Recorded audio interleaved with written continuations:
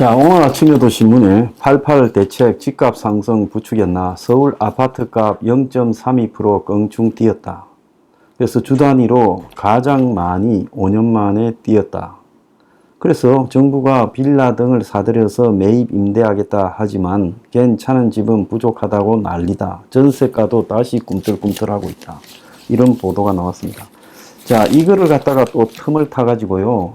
정부가요, 기업 등이 월세를 놓는 기업이 나서서 임대시장에 들어와 가지고 자, 월세를 놓는 기업형 임대 이걸 갖다가 도입을 한다는 겁니다. 그래서 민간 임대사업자가 100가구 이상의 임대주택을 20년 이상 장기간 운영하는 대규모 전문화된 임대주택 서비스.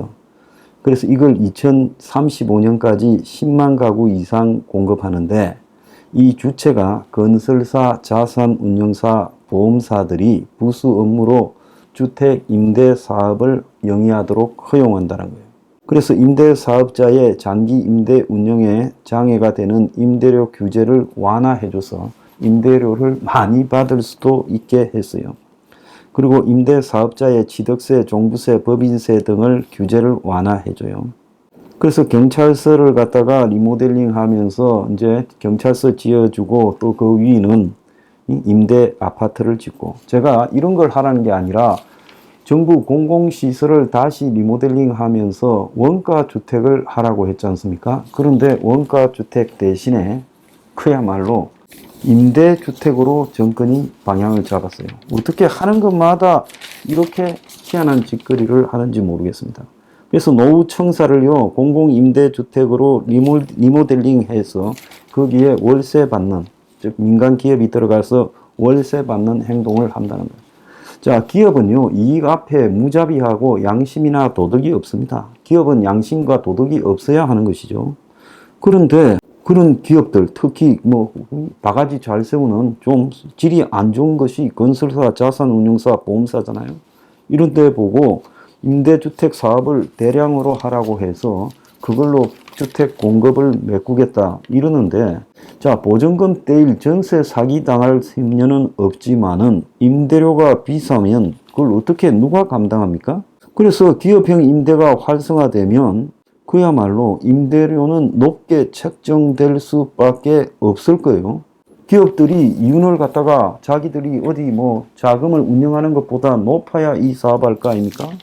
그런 기업들이요, 이 사업을 갖다가 착한 마음으로 할 리가 있어요? 무슨 생각을 가지고 이런 짓거리를 하는지 도저히 이해를 하지 못하겠어요. 자, 한편으로는 지방 상가에 눈물 해가지고 경매의 물건이 2년새 160% 급증했다. 혁신도시 상가 10곳 중에 4곳이 비었다. 혁신도시에 상가 사놨다는 사람들이 그야말로 아주 작은 가격으로, 아주 낮은 가격으로 임대라도 있으면 다행이고 대부분이 비어있다 말을 들었어요.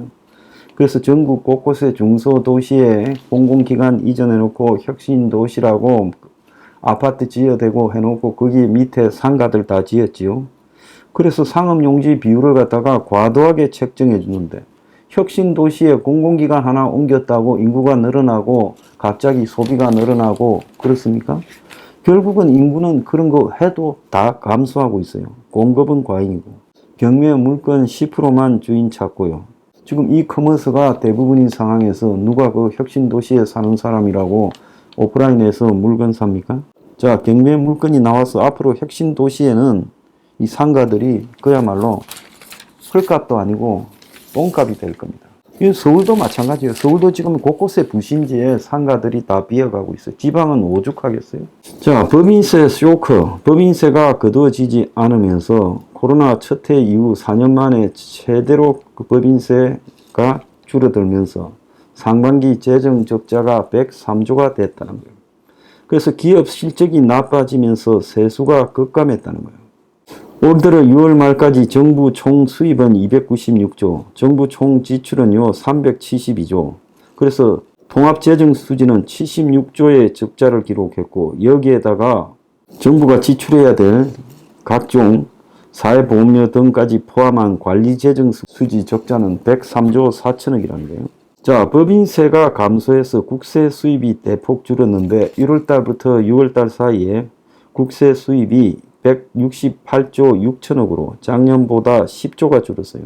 부가가치세는 5조 6천억 늘었고 소득세는 2천억 늘었지만 법인세가 16조 1천억이 감소했는데 그걸 상쇄하지 못했어요. 자, 나라는 적자만 쌓여가고 있습니다. 자, 필리핀 이모님 영어 잘한다 소문에 강남 워킹맘이 몰렸다고 합니다. 웃기는 거죠. 필리핀 영어 자식들 가르쳐가지고 얼마나 도움이 될 거라고 이 짓을 합니까? 오세훈이가 강남 워킹맘 노리고 필리핀 이모 데려왔다고 이제 그게 먹혀든 겁니까? 좀 있어 보세요. 이 부작용이 어떻게 터져 나오나.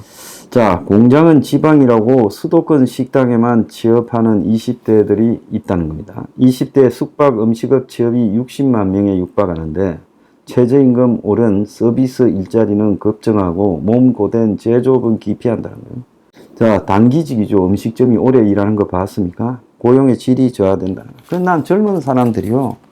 일종의 자존감조차도 없다라는 겁니다. 사람이 자존감을 잃으면 사람이 아니에요. 20대 때 자존감을 잃었다? 일이 고되다? 아니, 식당에 가서 일하면 안 고됩니까? 식당에서 일하는 부분에 대해 자기 자존심은 없습니까?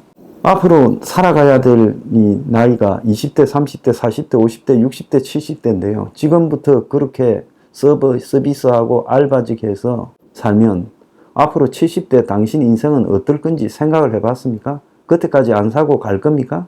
진짜 젊은 사람들 정신 좀 차려야 된다 생각이 들어요. 노동을 기피하고요. 인생 편하게 사는 길 없습니다. 노동하기 싫었으면요. 열심히 노력했어야죠. 노력할 땐 노력하지 않고 이제는 사회에 나오면서 쉬운 것만 찾고 그 사람에게 남은 길은 뻔하지 않겠습니까? 20대 때부터 저렇게 풀리면요. 나중에 어떻게 되겠습니까? 몸을 써서라도 기술을 배우고요. 지방을 가서라도 뭔가 오랫동안 할 수 있고 나이가 들었어도 할 수 있고 그리고 시간이 흐르면서 기술 습득의 대가들이 생기는 그런 직업을 가져야 되지 않겠습니까? 정부는 실수요자들 때문에 집을 살려는 사람이 늘어난다지만 집값이 급등한 서초, 강남, 용산의 두 건 중에 한 건은 갭 투자라는 거예요. 전세금을 승계하면서 이제 나머지 뭐 10억짜리라면 전세가 8억이면 2억만 자기가 줘달라는 거예요. 그래서 정부가 실수요자들 때문에 집이 지금 폭등하고 있다는데 그게 아니라 지금 집 때문에 난리난 지역의 절반이 갭 투자, 즉 전세금 끼고 은행에서 조금 빌려서 산다라는 거예요. 자, 이런 거를 위해서 정부가 존재하는 겁니까? 정말 한심하다고 하지 않을 수 없습니다. 정부가 무엇 때문에 존재하는 것이에요. 자, 나라가요, 여러모로 지금 엉망이라는 것이 제가 오늘 말씀드린 아침에 이 말한 데서도요, 드러나고 있어요. 그럼에도 불구하고요, 아무도 관심을 안 가집니다. 그러면서 나라는 점점 골병이 들어가는 겁니다.